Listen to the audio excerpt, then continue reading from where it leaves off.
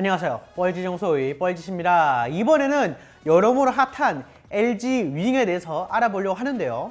어떤 건지 모르신다고요? 탁.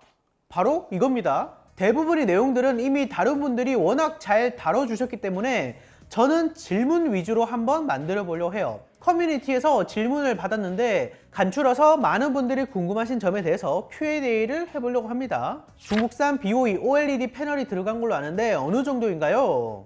네, 맞아요. 사실 디스플레이 하면 LG인데 아무래도 단가 문제가 아니냐는 얘기가 좀 있더라고요. 차기 롤러블 폰에도 BOE 패널이 들어간대요. 스마트폰이 보는 거는 화면이기 때문에 디스플레이가 중요하죠. 그런데 화면의 퀄리티가 괜찮아요. 좋아요. 벨벳 때도 사실 BOE 디스플레이가 들어갔는데 품질에 관해서는 별말이 안 나왔죠. 그리고 블루라이트 필터 기능이나 야간 모드, 그리고 여기 화면 색상에서 다양한 색상 프리셋도 있고요. 사용자 설정에서는 빨간색, 녹색, 파란색, 색도, 채조, 선명도 이런 굉장히 다양하게 조절할 수 있어가지고 이 디스플레이에 관해서는 크게 별 말이 없더라고요. 다만 최근에 핫한 120Hz 주사율 이런 거는 없어요. 아무래도 좀 합리적인 가격을 맞추기 위해서 그런 것 같은데 조금은 아쉬운 부분입니다. 상단은 6.8인치 20.5:9 비율이 FHD 플러스 디스플레이가 탑재되어 있고요. 그리고 하단은 3.9인치 1.15:1 비율이 FHD 디스플레이가 탑재되어 있는데 굳이 펼치지 않았을 때는 당연히 일반적인 스마트폰처럼 쓸 수도 있고요. 그리고 펼쳤을 때도 이 아래에 있는 세컨드 스크린 크기가 괜찮아요. 글자나 이런 것들도 이제 다 무리 없이 볼 수 있는 수준이고 품질도 괜찮고요. 다만 이 베젤이 조금 있는 듯한 느낌이 있긴 한데 요게 주 디스플레이가 아니다 보니까 신경은 거의 안 쓰이더라고요. 스냅 765가 중가형 AP라는데 게임에서 대충 성능이 어느 정도인지? 네, 스냅드래곤 765가 들어가 있죠. 아무래도 중급형 칩셋이기 때문에 많은 분들이 걱정하시더라고요. 근데 이게 성능이 꽤 괜찮아요. AP는 컴퓨터로 따지면 이제 CPU랑 그래픽카드가 합쳐진 건데 일단 CPU 부분에서 보면 스냅드래곤 845보다 소폭 높은 성능을 보여주고 있고요. 2년 전 플래그십 스마트폰이 성능이라고 보시면 될 것 같아요. GPU 부분에서는 스냅드래곤 845보다는 20% 낮은데 그럼에도 불구하고 중급형 중에서는 3D 성능이 꽤 높은 편입니다. 이 모바일 AP 특성 자체가 과거에는 보급형이면 전체적인 성능 자체가 낮았다면 최근에는 CPU 성능은 문제가 없고 GPU 성능에 차별을 두는 편이죠. 그래서 게임 같은 게 아니라 그냥 유튜브 보고 카톡 보고 요 정도면 765는 정말 차고 넘쳐요. 그런데 역시 게임 하시는 분들이 많이 궁금해 하시더라고요. 765G 게임 성능은 어떤가? 결론부터 말씀드리면 꽤 괜찮아요. 롤 모바일 버전인 와일드 리프트에서는 웬만해서는 30프레임으로 처음부터 끝까지 쭉 뽑아주고요. 실제로 프레임 측정을 해봐도 웬만한 캐주얼 게임 수준에서는 60프레임을 잘 방어해주는 모습을 보여줬어요. 더 자세한 게이밍 성능이 궁금하시다면 우측 상단 영상 보시면 여기 나올 거예요. 제가 아는 동생 거니까 궁금하신 분들은 한 번씩 봐주세요. 게임이나 다른 앱을 켰을 때 아래로 내리면 이렇게 이제 다양한 기능들이 있는데요. LG 터치패드를 이용하면 아래쪽 영역을 약간 이렇게 이제 터치패드처럼 활용할 수 있고요. 그래서 이렇게 정확하게 원하는 부분을 클릭을 할 수 있는 거죠. 이외에도 계산기나 손전등을 켜거나 그림락이라고 아예 하단 부분을 터치가 안 되게 설정하는 모드도 있어요. 요거는 게임뿐만이 아니라 이제 다른 모든 앱을 켜면 되는 거고 게임에서는 여기 우측에 이렇게 이제 요 표시를 눌러주면 이렇게 게임 툴이 나오는데요. 게임 무음, 게임 중 알림 제한, 게임 최적화, 다크맵 모드, 게임 화질 조정 요런 다양한 기능들이 또 제공이 되더라고요. 그리고 특히 아스팔트 9 같은 게임들은 이렇게 세컨드 스크린에 맵을 띄울 수가 있게 되어 있어서 게이밍 경험에 더 큰 도움을 주기도 하고요. 이거는 LG랑 개발 협력을 한 건데 그럼 역시 이게 궁금하시죠? 독특한 디스플레이를 활용한 전용 앱이 있는지 궁금해요. 일단 기본적으로 세컨드 스크린을 제대로 활용을 하면 지원하는 앱에서만 가능해요. 그럼 지원하는 앱에는 뭐가 있냐? 대표적인 게 바로 웨일 브라우저죠. 네이버에서 만든 건데 가장 큰 기능은 이렇게 이제 본문에 영상이 있으면 재생을 했을 때 PIP로 띄우면 이렇게 이제 위로 가게 되는 거예요. 그래서 위에서 영상을 보면서 아래서 편하게 웹서핑을 할 수 있다는 거죠.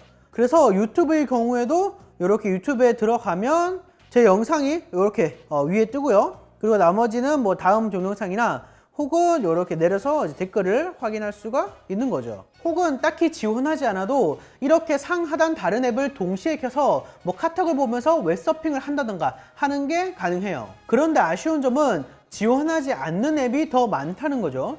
예를 들어서 여기 위에서 이제 유튜브를 켜게 되면 아래로는 아무것도 뜨지 않고요. 그냥 여기 우측에 뭔가 생기긴 하는데 그냥 밝기 조절이랑 음량 조절밖에 없고 나머지 뭐 예를 들어서 영상을 보면서 다음 영상을 본다던가 댓글을 본다던가 그런 게 전혀 안 돼요. 다만 이것도 아까 잠깐 보여드렸다시피 웨일로 들어가면 가능하긴 한데 이 상단의 영상을 풀 HD로 보지 못해요. 최대 480p로 밖에 못 보는데 추후에 업데이트될 예정이라고는 해요. 하지만 채팅이 주가 되면 좋은데 트위치는 의외로 괜찮더라고요. 이 화면 비율이 가로로 길기 때문에 16:9의 컴퓨터 화면 비율이 잘리지 않고요. 그리고 우측에 이제 채팅을 보면서 같이 웃을 수도 있고, 더군다나 여기 아래쪽에 키보드를 띄워가지고 이 화면을 가리지 않고 채팅까지도 칠 수가 있죠. 요거는 의외로 되게 괜찮더라고요. 이거 투수한테는 정말 최고겠는데요. 마찬가지의 맥락으로 어몽어스 같은 게임에서 이렇게 채팅을 칠 때 되게 편하게 칠 수 있어서 편해요. 채팅을 치면서 화면이 가리지도 않고 더 빠르게 채팅을 쳐서 남들을 골탕 먹일 수도 있죠. 그런데 사실 위아래 게임을 두 개 틀어놓는 걸 보면 지난 V50 때부터 이어진 이 듀얼 스크린이 떠오르죠. 그런데 이 듀얼 스크린의 경우에는 단순히 또 다른 앱을 띄우는 정도라서 호환성에 크게 신경 필요 없이 생산성을 높일 수 있었어요. 그에 반해서 이 LG 윙이 약간 애매한 게 두 개 앱을 이렇게 동시에 켤 수 있어요. 요것도 큰 장점이긴 하죠. 하지만 단순히 그냥 두 개를 튼다? 이거에 대해서는 더 이상 뭐 새롭지도 않고 이 화면이 작아가지고 듀얼 스크린에 대한 만족도도 조금 낮은 편이에요. 웨일이나 아스팔트처럼 앱에서 추가적으로 활용할 수 있는 기능이 제공되어야지 이 새로운 폼팩터로서의 의미가 있게 되는 거죠. 요거는 LG 목입니다. 다만 이 듀얼 스크린에 대비해서 휴대성이나 무게 부분에서는 크게 차이가 나게 되는데, 듀얼 스크린을 장착한 벨벳 무게와 LG 윙의 무게를 측정해보면 50g 이상이 차이가 나요. 그리고 요전 스마트폰 하면 역시 카메라를 빼놓을 수가 없죠. LG 윙은 트리플 카메라로 구성이 되어 있는데요. 기본, 광각, 슈퍼 스테디용 광각 카메라가 탑재되어 있어요. 케이스를 씌우면 괜찮다고 하시는 분들도 있지만 요것 때문에 약간 균형이 안 맞는 부분도 있기는 있어요. 일반 각의 경우 6400만 화소를 가지고 있는데요. 6400만 화소로 찍으려면 좌측 메뉴에서 따로 선택을 해줘야 하고, 촬영하고 나면 화질 향상 중이라면서 약간의 딜레이가 있어요.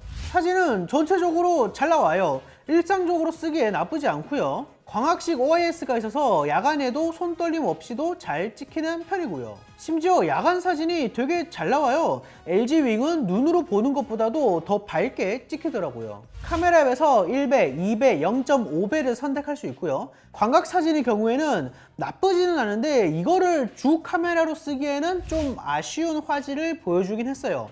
그래도 소프트웨어로 샤픈을 과하게 많이 먹이면서 노력을 한 거는 보이더라고요. 영상 촬영은 이렇게 스윕을 하게 되면 짐벌 모드라고 해가지고 재밌는 모드가 나오는데요. 실제로는 초광각 카메라로 찍는데 소프트웨어로 일반 각처럼 중간 부분을 잘 잘라내서 흔들림을 보정하는 거예요. 이렇게 찍게 되면 움직임이 확실히 줄어들어요. 걸을 때는 이 정도의 흔들림을 보여주고요. 굉장히 빠르게 뛰어가도 흔들림 자체는 진짜 짐벌처럼 잘 잡아줘요. 그런데 문제는 화질이 최대 풀 HD까지 밖에 안 된다는 거죠. 이 짐벌 모드가 되게 기능도 많고 이리저리 신경을 쓴 게 보이는데, 전면 카메라는 팝업 카메라로 요렇게 이제 위에 카메라가 올라오게 되는데, 자 그러면 만약에 실수로 떨어뜨리면 어떻게 될까요? 알아서 이렇게 들어갑니다. 이런 부분은 괜찮더라고요. 어쨌든 카메라 부분에 있어서는 이 짐벌 모드는 약간 아쉽긴 하지만 기능적으로는 되게 잘 만들었고요. 전체적인 화질도 괜찮아요. 이 정도면 충분히 납득할 수 있는 카메라 퀄리티라고 생각해요. 그래서 실사용 입장에선 대체 어떤가요? 일단 가장 많은 분들이 물어보시는 게 이거였어요. 소프트웨어 최적화, 반응 속도가 어떻냐는 건데, 객관적으로 이 스위블이 반응 속도가 좋지는 못해요. 이렇게 한 박자 늦게 돌아가는 느낌이 확실히 있기는 합니다. 요거는 그냥 바탕화면이나 이런 데서도 마찬가지예요. 이렇게 약간 반박자 느린 것을 볼 수 있죠. 이건 AP 성능이 문제는 아닌 걸로 보이고 소프트웨어의 뭐 최적화나 혹은 이 모션 자체에 약간의 문제가 있는 것 같아요. 앱을 실제로 켰을 때 뭐 세로 혹은 180도 요런 돌아가는 화면 인식 자체는 잘하는 편이긴 합니다. 그리고 전반적인 세컨드 스크린이 유기성이 좀 아쉬워요. 예를 들어서 뭐 여기 밑에서 웹서핑을 하고 있다가 위로 바로 올리고 싶다거나 혹은 뭐 위에서 이런 게임을 틀었는데 이 게임을 밑으로 내리고 싶다거나 이런 게 전혀 안 되고 기본적으로 위아래가 따로따로 놀아요. 특히 여기 아래 세컨드 스크린은 앱이 다 안 떠요. 여기 메뉴에서 세컨드 스크린 앱 메뉴에 들어가서 따로 제가 어떤 거를 쓸 건지 활성화를 해줘야 됩니다. 요런 거는 왜 해놨는지 잘 모르겠더라고요. 그래도 이렇게 위아래 앱을 동시에 켤 수 있는 기능을 제공하고요. 서로 다른 게임을 동시에 켜서 게임 두 개를 뭐 동시에 진행하는 것도 물론 가능해요. 아래쪽에 게임을 켜게 되면 태블릿 비율로 인식을 하는데 그렇게 되면 아무래도 가독성은 좀 떨어지는 부분이긴 합니다. 그리고 아까 보여드렸다시피 이제 다양한 판시법을 제공하기 때문에 이렇게 이제 세컨드 스크린이 우측에 가게 할 수도 있고요. 그리고 이렇게 상단을 가게도 설정을 할 수 있어요. 이렇게 되면 이제 아래쪽에서는 게임을 하고 위에서는 뭐 카톡이나 이런 걸 보면서 이제 게임을 할 수 있겠죠. 다만 스위블로 하게 되면 음량 조절 버튼이 이쪽에 붙어 있잖아요. 그래서 이게 잘 누르기가 조금은 힘들더라고요. 이렇게 아래쪽에 게임을 틀고 위에서 이제 내가 하던 거를 계속 하는 게 이제 좋은 거죠. 그런데 이렇게 아래에 게임을 두게 된다면 파지를 이렇게 해야 되잖아요. 그런데 이게 좀 얇은 부분을 잡는 거다 보니까 아무래도 막 그렇게 편하지만은 않습니다. 한 손으로 접었다 펴도 되나요? 자, 이렇게 하면 한 손으로 할 수 있어요. 약간 무섭긴 하지만 뭐 저도 야외에서 한번 해봤고 엄지손가락에 힘을 좀 실어주면 무난하게 가능해요. 다만 왼손잡이이신 분들은 조금 힘들지 않을까 싶긴 합니다. 돌릴 때 소리 나나요? 이게 좀 재밌는데 소리 나게 할 수 있어요. 여기서 이제 소리, 시스템 소리, 그러면 여기 스위블 업 다운이 있고 여러 가지 이제 기본적인 약간 프리셋이 있고요. 여기서 레이저로 하게 되면 여러분 보세요.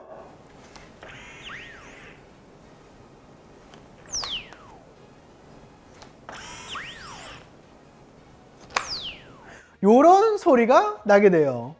이런 거 있는지는 몰랐어요. 야, 여기서 이게 약간 끌리네요. 구조가 궁금해요. 요것도 궁금해 하시는 분들이 많던데 기본적으로는 V50의 듀얼 스크린이랑 비슷해요. 본체는 당연히 여기 뒤쪽이고요. 구조를 직접 보여드리면 이렇게 되어 있어요. 되게 직관적인 느낌이죠. 끝에는 유압식 댐퍼 처리가 되어 있어서 부드럽게 닫히고 스위블을 20만 회 넘게 해도 내구성에 문제가 없대요. 내부는 방수 처리가 되어 있고 밀스펙 인증을 받았다고는 하는데 여기 보시면 세컨드 스크린과의 유격이 존재하기는 하고 이 사이로 뭐 모래알 같은 이물질이 들어가면 당연히 좋지는 않을 것 같습니다. 화면이 두 개인데 배터리 효율은 어떤가요? 배터리는 의외로 되게 오래 가요. 스냅드래곤 765G 자체가 전성비가 좋기도 하고 세컨드 스크린이 3.5인치로 작은 편이라서 그런 것 같고요. 사실 전반적인 LG 소프트웨어도 되게 좋아졌어요. 스위블 관련 부분은 아까 얘기했으니까 넘어가고 안드로이드 10이 올라가면서 LG 소프트웨어의 전체적인 완성도가 되게 높아졌어요. 요거는 지난 벨벳에서도 이제 말씀을 드렸죠. LG 윙 케이스가 있나요? 댓글 보니까 또 케이스에 대해서 궁금해하시는 분들이 많더라고요. 저도 궁금해서 공식 샵에서 파는 걸 찾아보니까 아래 본체만 끼워주는 방식이더라고요. 실사용하실 의향이 있으신가요?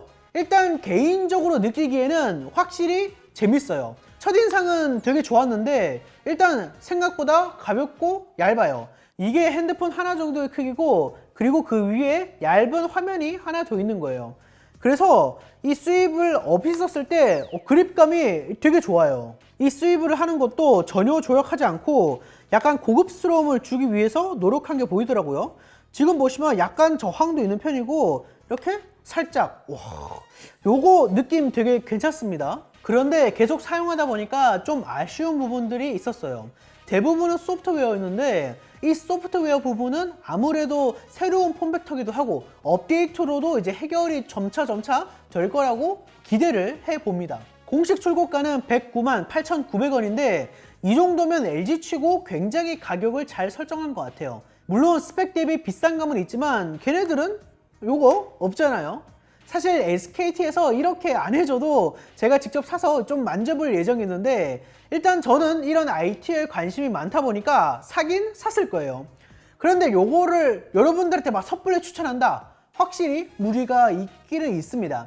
그래서 이제 구매가 좀 고민이 되시는 분들은 LG가 자사몰이나 핸드폰 매장 말고도 뭐 가로수길이나 요런 데에 체험할 수 있도록 만들어 놨더라고요. 요거 정보 찾아보셔가지고 직접 만져보시는 게 가장 확실할 것 같아요. 부메랑 같은데 날렸을 때 되돌아오는지 궁금합니다. 안 돌아와요. 윙이니까 날 수 있어요? 못 납니다. 국내 최고 통신사 SKT에서 구매하고 싶은데 혜택이 어떤 게 있나요? 또 요거 잠깐 짚고 넘어갈게요. 현재 T 다이렉트 샵에서 LG 윙을 구매하면 골드스타 레트로 패키지를 주고요. T 기프트라고 해서 사은품을 몇 개 고를 수 있더라고요. 더군다나 월요일부터 토요일까지 오후 3시 이전에 주문하면 핸드폰을 당일 배송받을 수 있다고 하니까 빨리 만져보고 싶으신 분들은 좋겠죠. 그리고 만약에 윙 구매하시게 되시면 LG 스마트 월드 앱에서 2년간 액정 파손 70% 할인 쿠폰도 꼭 받아두세요. 자, 지금까지 LG가 출시한 새로운 폼팩터 LG 윙을 살펴봤는데요. 제품 자체는 되게 재밌어요. 얼리 어댑터라고 자청하시는 분들이 가지고 놀기에 딱이고, 다만 태블릿처럼 펼쳐지거나 하는 건 아니다 보니까 신기하기는 하지만 대중적이라고 하기에는 어려울 것 같아요. LG가 이 정도까지 할 수 있다, 우리는 기술 혁신 기업이다, 죽지 않았다 라고 얘기하는 그런 느낌을 좀 강하게 받았어요. 도움이 되셨으면 좋겠고요. 자, 이 영상 봐주셔서 감사하고 그러면 다시 봅시다.